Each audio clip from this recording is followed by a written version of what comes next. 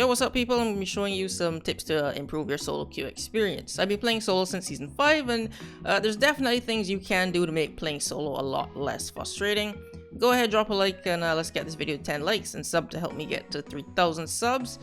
So let's start from the very beginning. The legend that you pick. You're going to be playing with two randoms. You don't know their skill level or playstyle. So playing more support or intel characters is always a safe bet. Loba and Bloodhound are great picks.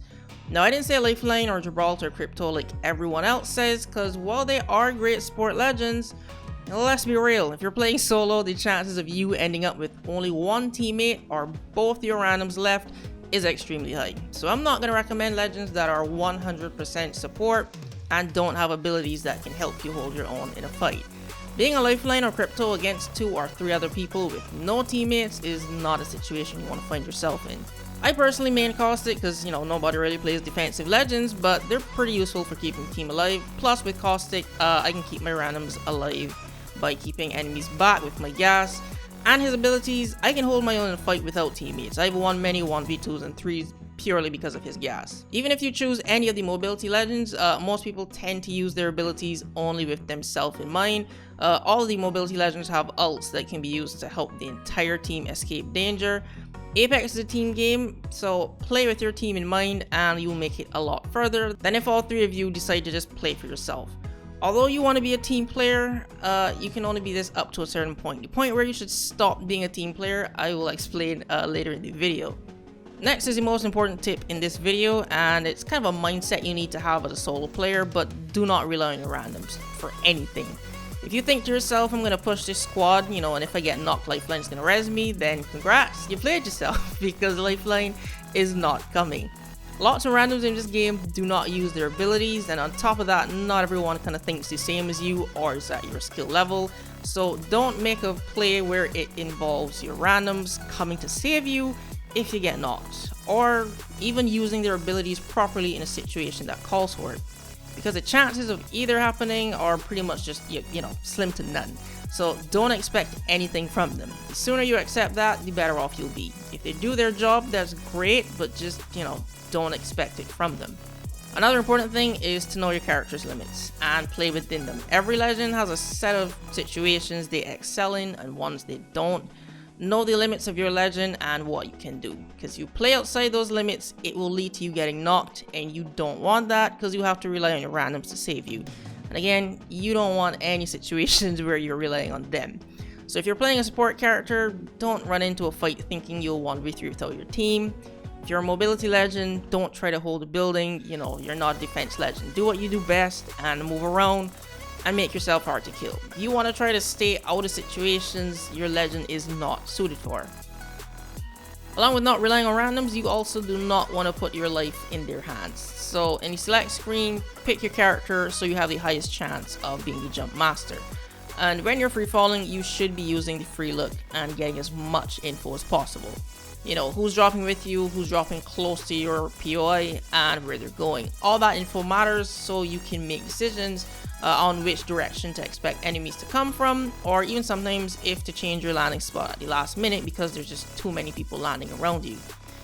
I tend to drop based on who my teammates' legends are. Sometimes if they have mobility legends, I'll hot drop because I know they should be able to keep up. But if you're not sure about your team's skill, you can go for, I guess, a lukewarm drop, which is just somewhere around like the middle of the dropship's path. Now, earlier I said you want to be a team player up to a point. That point is when it could get you killed. Always prioritize yourself. Do not risk your life for the randoms. If a teammate gets knocked, finish your fight first. Don't rush to save them. If they get knocked and kind of just stay in the open and don't try to crawl to cover, then that revive is not going to happen.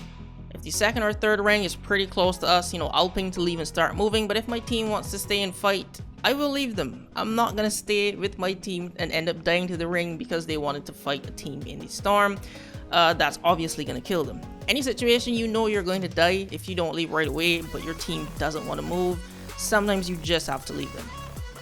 You can kind of tell what type of game you're going to have depending on who your randoms choose, and I sometimes pick my weapons based on this too. If I get paired with a Lifeline, Rampart, Gibraltar, or Crypto, those types of characters, it's going to be a pretty slow game, so I might go for like mid-range weapons. But if it's Octane Wraith or like any other mobility legends together, I'm gonna go for R99 or pretty close range weapons because they normally will be playing more fast paced and aggressive. Now this isn't accurate of course 100% of the time, but most of the time it's true. Like, people expect Caustic to be slow and defensive, but I actually play him pretty aggressively. So there are some people that will pick legends and play totally opposite to how you expect them to play with that character.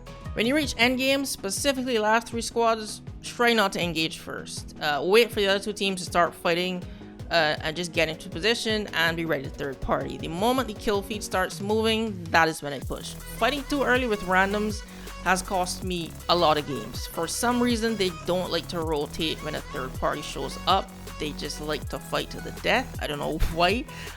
So I'd rather be the one doing the third partying than being stuck in a situation where my team doesn't want to leave.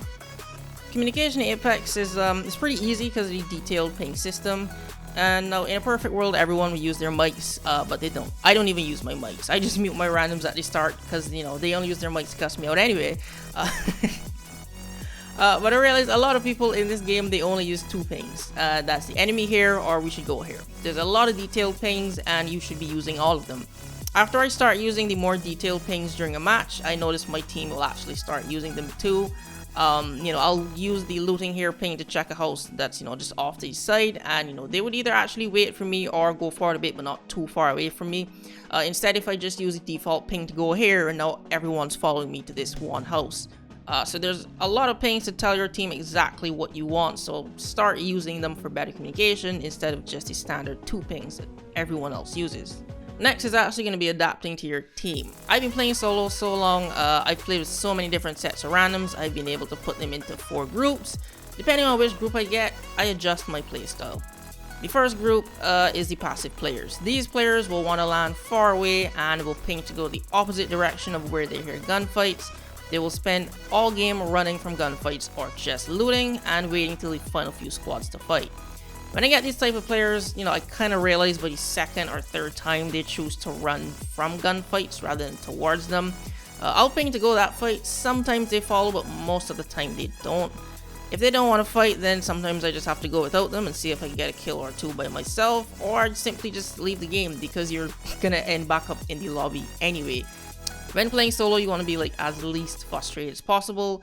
Maybe they're new to the game or they're not that good, but those players are normally the first to die in a fight, which is probably why they choose to avoid them. They definitely will not help you during fights, and spending an entire game running from fights isn't fun.